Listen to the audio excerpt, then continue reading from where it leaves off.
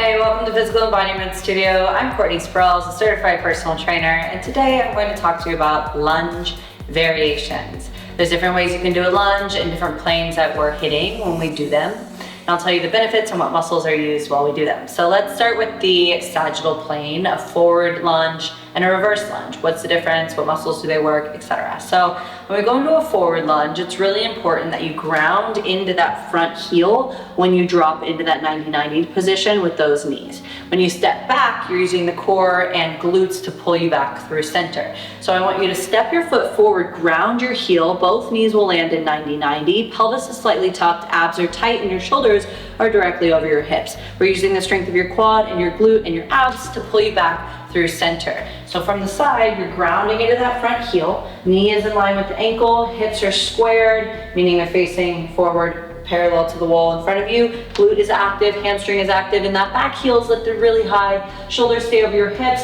Now I'm using the strength of this front leg and glute to pull me back through center. That is a frontal forward lunge. Now let's talk about reverse lunge. We're focusing mostly on the glute and the hamstring as we step back. I really like a backwards lunge or a reverse lunge because you can stabilize through that front heel as you step back. All you have to focus on is lifting that back heel really high and making sure that both legs land at 90 degrees. We don't want the knee to shift too far forward, okay? So we want to make sure we really balance through the pressure of the heel and your abs stay tight, everything stays nice and aligned. And then we'll step together, okay? So stepping back and step together. Now, again, forward lunge, mostly quads, backward lunge, mostly hamstrings and glutes. You are incorporating all the leg muscles in both, so be mindful of what you're using and make sure you pay attention to where your feet are landing in space.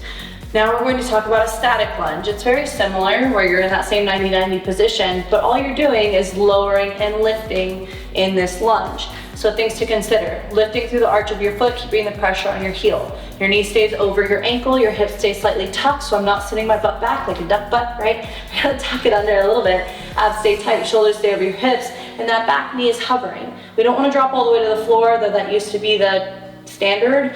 That does put a lot of pressure on the knee, okay? So we're gonna hover, engage through the hamstring and glute as we stay here, and you can either just stay here and time it for your static lunge, or you can keep your feet grounded and lower and lift. This is really great if you hold time under tension in this static lunge for people who have weak joints. It's good to strengthen your joints so long as it doesn't hurt.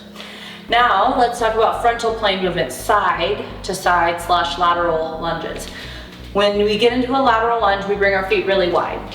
I like my toes slightly turned out to protect the knees, and I'm drawing the knee towards my second toe as I drop to one side. Getting a really nice stretch in the inner thigh on one leg and activation through the quad and glute on the other side. Lift through center and lower down. You can always go into a lunge and lift if you feel balanced and strong here, or if you want to practice balance. Great way to do it. Now from the side, I'm sending my hips down and back, keeping the spine really long, abs will stay engaged, bending my side knee and straightening my other leg.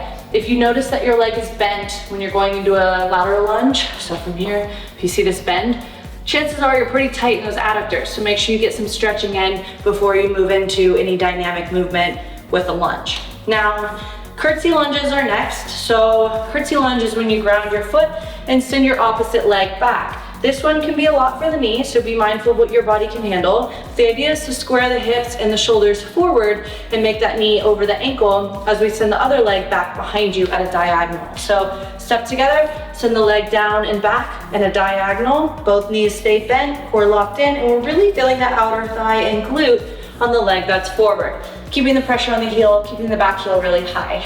I know I talk fast, I know I said a lot, so be sure to slow down the video or go through it again if you want to catch those little tips and tricks. These are my favorite variations of lunges. Hopefully that helps.